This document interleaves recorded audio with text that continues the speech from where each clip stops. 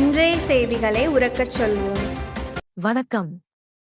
செய்திகளை உரக்கச் சொல்வோம்.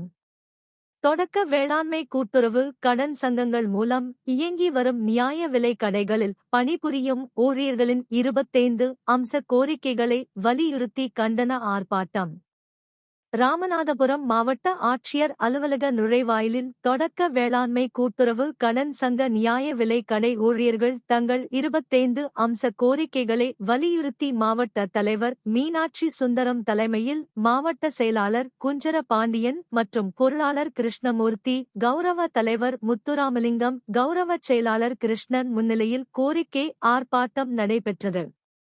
இவர்களது கோரிக்கைகளான 2023 முடிந்த புதிய ஊதிய ஒப்பந்தத்தை இதுவரை புதுப்பிக்கப்படாமல் புதிய பல்வேறு நிபந்தனைகளை விதித்து காலதாமதப்படுத்தியும் வருவதை தவிர்த்து அனைத்து சங்கங்களுக்கும் 20% அளவு ஊதிய உயர்வு அனுமதித்து அமுல்படுத்தவும், ஏற்கனவே குழு பரிந்துரையின்படி வீட்டு வாடகை அடிப்படை சம்பளத்தில் 10% அனுமதித்து வழங்கியதை குறித்து வழங்கியதை ரத்து செய்ய கோரியும் கூட்டுறவு தொடக்க வேளாண்மை கூட்டுறவு வங்கிகள் ஏற்படும் காலி பணியிடங்களை 20% பிரத்தியோக உதவியில் ஏற்பாடு செய்து தர கோரையும், விற்பனையாளர்களுக்கு சங்க பணியாளர்களைப் போல் 20% ஊதிய உயர்வு அனுமதித்தும், அங்காடிகளில் ப்ளூடூத் முறை உள்ளது போல் அங்காடிகளுக்கு வரும் பொருட்களுக்கும் ப்ளூடூத் முறை அமல்படுத்த கோரியும், தேவையற்ற கட்டுப்பாடற்ற பொருட்களை வழங்குவதை தவிர்க்க கோரியும், சங்கங்களில் பணிபுரிந்து ஓய்வு பெற்றவர்களுக்கு தற்போது வழங்கி வரும் ஓய்வூதியம் ரூ.1000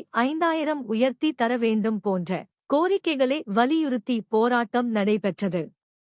வணக்கம். இந்த சேனல் உங்களுக்கு பிடிச்சிருந்தா லைக் பண்ணுங்க, ஷேர் பண்ணுங்க, கமெண்ட் பண்ணுங்க. மறக்காம இந்த சேனலுக்கு சப்ஸ்கிரைப் பண்ணுங்க.